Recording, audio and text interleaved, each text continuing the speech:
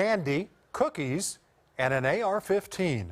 It's a charity fundraiser and it's making up controversy, but it's who those proceeds are supposed to benefit that's really raising some eyebrows. News 4's Kate Smith is on the night beat, and Kate, a sign next to this claims to be raising money for Children's Hospital. Yeah, that's right, Kevin. The Children's Hospital says they have no ties to the raffle at the Loves in Union City tonight, saying they don't endorse this fundraiser and wants their name off it immediately. Where do I get to sign up for AR-15 at?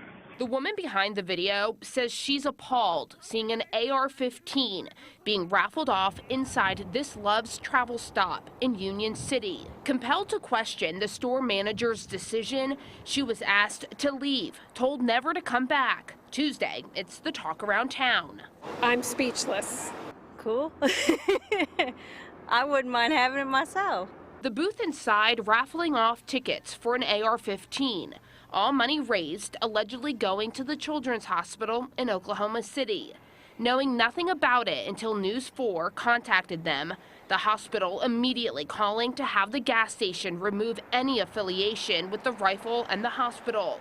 It is still unclear who put up the display, but according to a statement from Love's Travel Stops, the display goes against everything they stand for, saying in part, "We do not allow the raffling of a firearm to raise money for a worthy cause because it is inconsistent with our guidelines." While many people disagree with the raffle prize, I'm all for the Children's Hospital getting funding. I just don't know that I necessarily agree with going about it that way.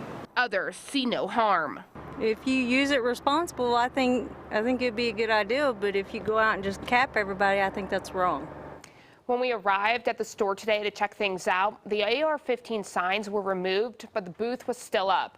Love's Travel Stops tells me they are providing additional training on fundraising guidelines to all locations to make sure this situation doesn't happen again.